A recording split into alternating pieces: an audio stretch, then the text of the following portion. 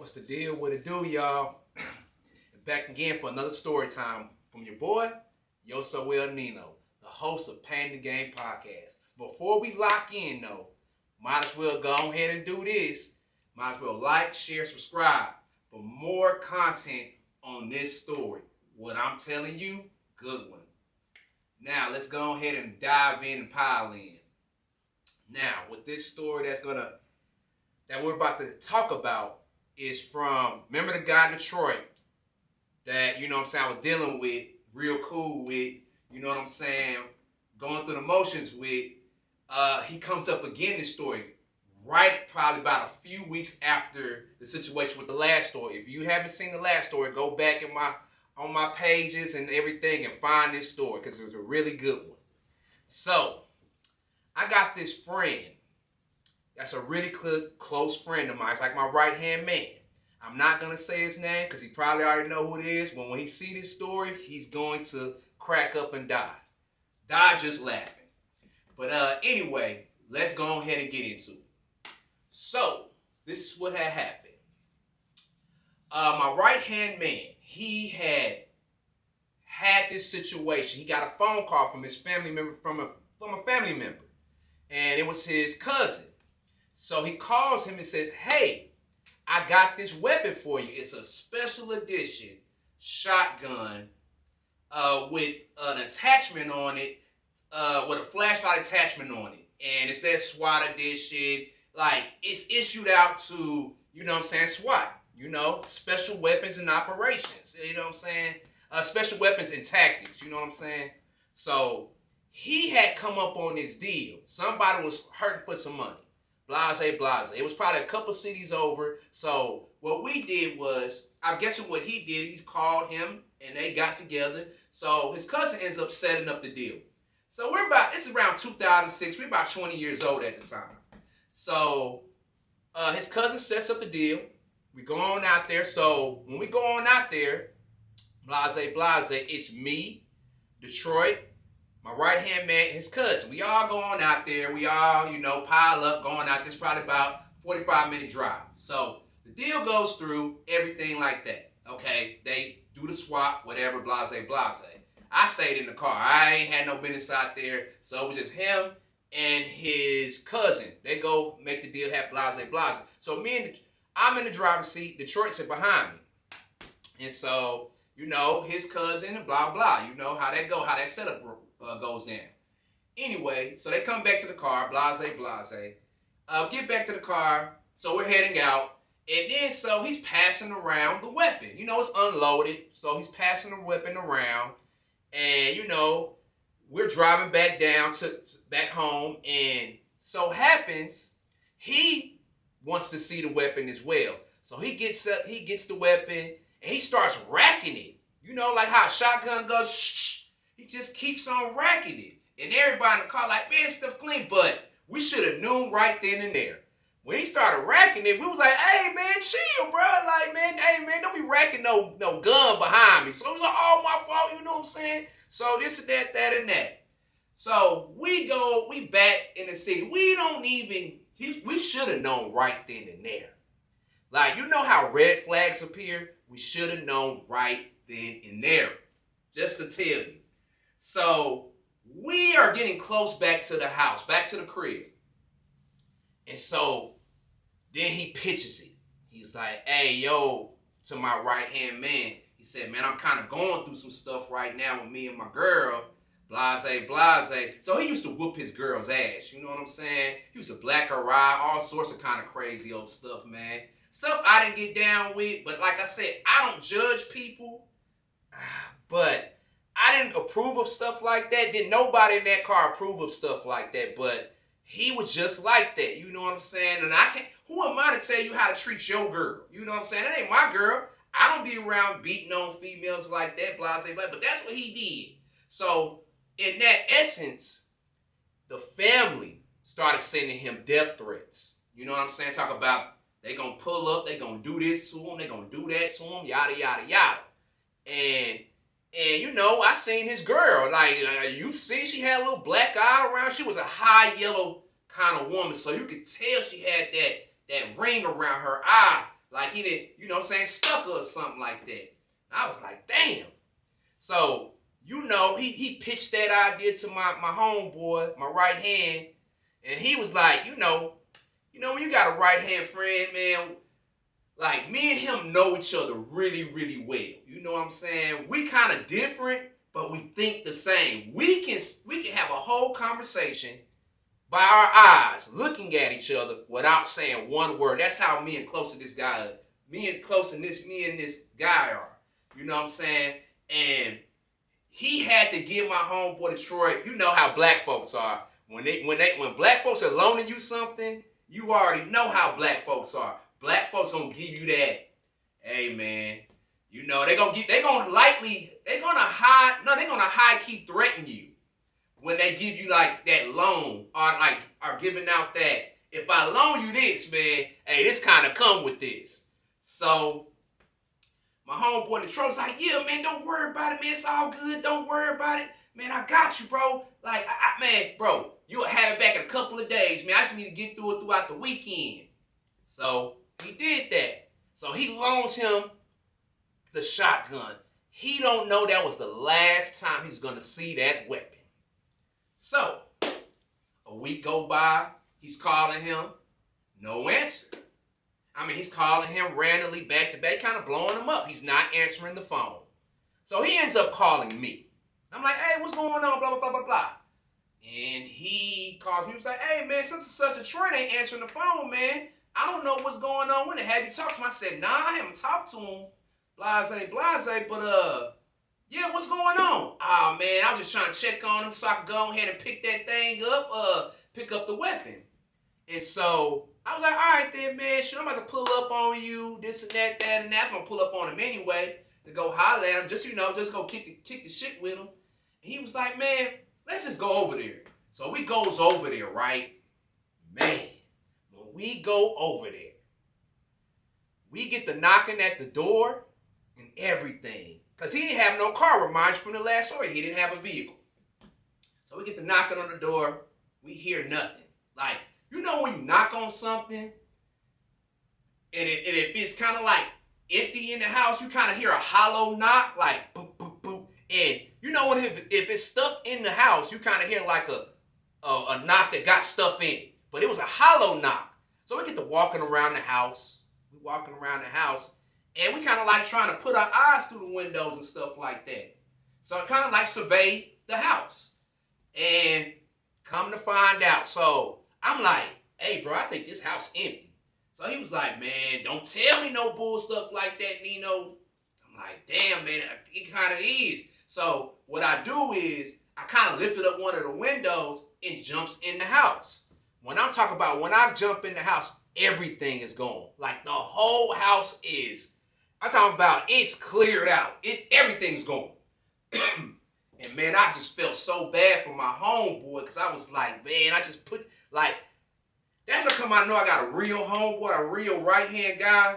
Because for real, that type of stuff can end me and his friendship.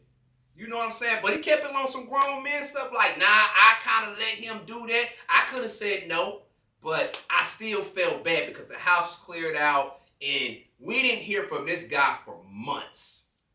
So fast forward when I said months. So probably like maybe 8 months down the road.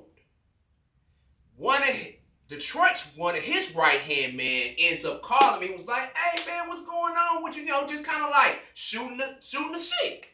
So I was like, oh, what's up, bro? Man, what's good with you? This and that. He was like, man, I ain't seen it while I pull up on me. And then, so unbeknownst to him, I pull up on him. Guess who's over there? So, guess who's over there? Detroit. Detroit is over there. I was like, oh, shit. Detroit been hiding out at a hotel on one of the main streets in this city. You know what I'm saying? Kind of a rundown hotel, but, you know what I'm saying? It was a really rundown hotel, but I guess that's where he been shacking up at for the past, 8 months. So, I say what up. I say what up to Detroit, Detroit's right-hand man, and the girl he used to beat on. I say what's up to all of them. So guess what I do? I runs outside. I calls my homeboy. Hey, I know where Detroit at. Blah, blah, blah. You need to get on here, get up here. And so, you know what I'm saying? I fuck with Detroit, but my right hand man, you wrong, my homeboy. So, you know what I'm saying? Like, I know there was some kind of like low down stuff, but it is what it is. My right hand man, I'm always gonna ride with my right hand man. I'm gonna ride for Detroit too, but you did some foul stuff. So I was like, look. So I called dude, tell him to pull up. He pulls up, and then when my right hand guy pulls up, the look that my homeboy Detroit, when he looked like he's seeing a ghost, like his spirit left him, right? And so he was like, damn. So he looks at his right hand man like, bro, I ought to slap the ish out of you. But you put your homeboy in the crossfire because you didn't tell him what was going on. But that's actually your fault because you should have let your mans know that, hey, this going on, blase. So you really can't be upset with Buddy like that. But his buddy put him in the blender unbeknownst to him. So here's what it is. So my right-hand man, he stepped to him. He checks him. Hey, bro, man, some foul stuff you did, blase, yada, yada, yada. And so Detroit kind of had grace. He was just like, man, I know I shouldn't have done that, bro, but I was under pressure. So he was like, where's the weapon at now? Man, bro, I'm going to keep it real with you, dog. I had to sell it, man, because I had to pay for this room and all this other stuff. Man, when I say my right-hand man, you seen a devil in his... I'm talking about his eyes on the turn bloodshot red.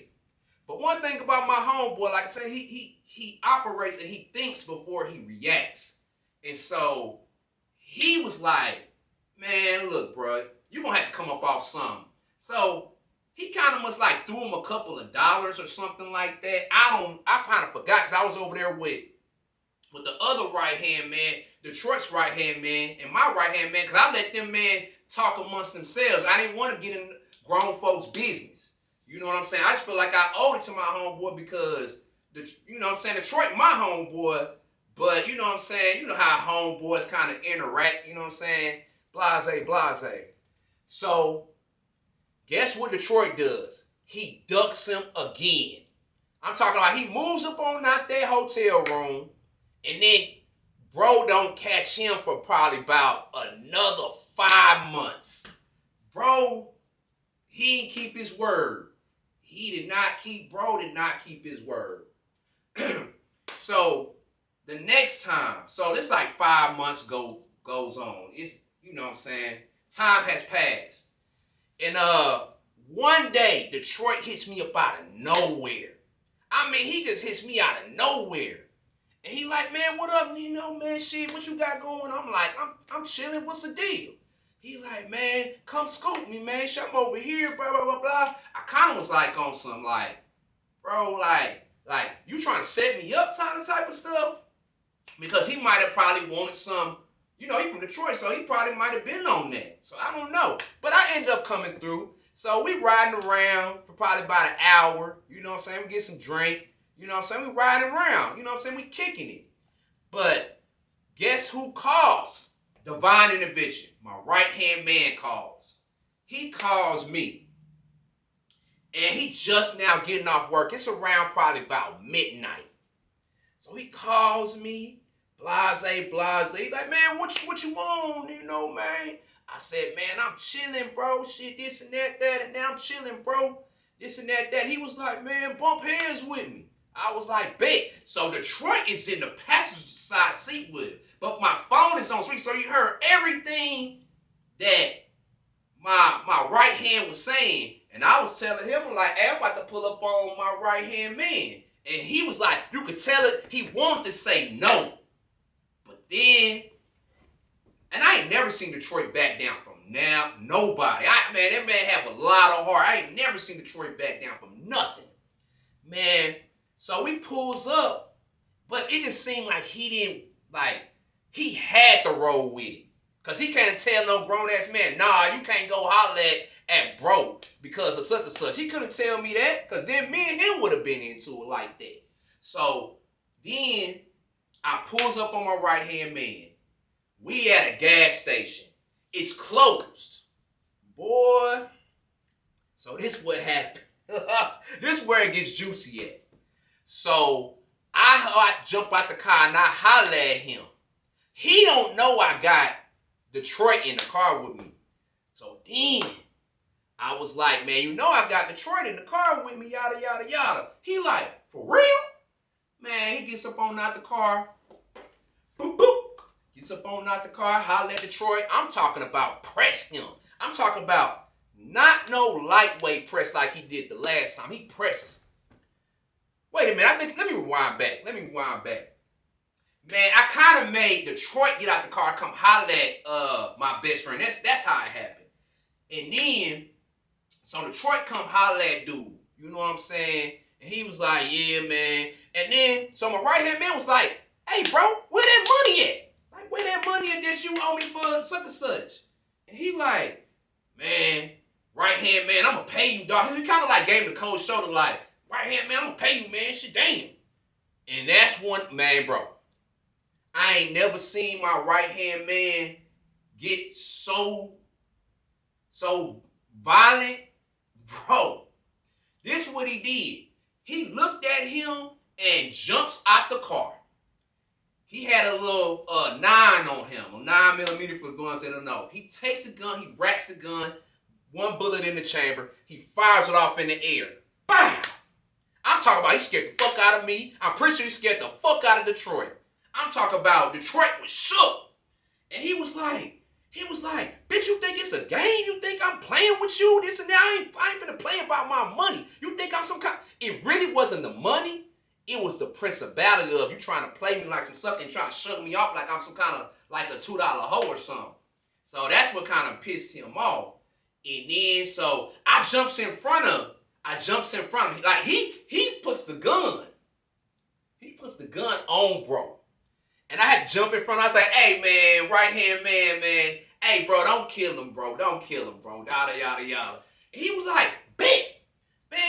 No. He said he took the gun, he unclipped it, unracked the bullet, and told me to hold the gun. I held the gun. And then he walks up on him like, what's up? You know, he getting his fight. He's like, what's up? Man, when I say Detroit didn't want none, usually Detroit is with all that. It don't matter if it's fighting or doing that. Detroit usually always with it. That night, Detroit, I see him ball up like a little girl. And not to take nothing away from him, because he not that. It's just, I seen him ball up. And bro, once my right-hand man did that, I feel like he got his, you know what I'm saying, had respect back of what he wanted to do. He jumps in the car and was like, hey, man, holler at me later, man. And that was that. Okay. So that was probably the end of the story. But to expound more upon it, Detroit ends up moving back to Detroit. And that's the last time I seen Detroit was that night. But he ended up moving back to Detroit. He ends up probably about a year prior to that situation, probably around the same time, because I remember it was cold out. And so probably a year moving on, Detroit ends up shooting up a project and hitting lights. Maybe, I think it was probably when I read the report, I think it was like he ended up hitting 12 and actually killed one person. He ended up spraying the whole project courtyard. And he ended up doing like 16 years behind that. And bro, that was the last time I heard from Detroit. No, it wasn't the last time I heard from Detroit. He hit me up on social media. He asked for some money. And I kind of gave him the cold shoulder. That's the last time I heard of Detroit, man. And the moral of the story, man, is this. Man, some people are their own worst enemy. And when you see people about to crash out, man, you can give them a helping hand. But to be real with you, just sometimes you got to let a person crash out because sometimes you got to hit rock bottom. I don't know what happened to Detroit. I don't know if he's alive. I don't know if he is passed. I haven't checked up on him on that. But to be honest with you, I wish him the best if he's still around. But I'm pretty sure he learned a valuable lesson in that, man. Don't bite the hand that feeds you, bro, because sometimes that hand can smack you right back when the person that's trying to help you. So that's my story. Once again, like, share, subscribe. Holla at your boy, Yo So, and we out.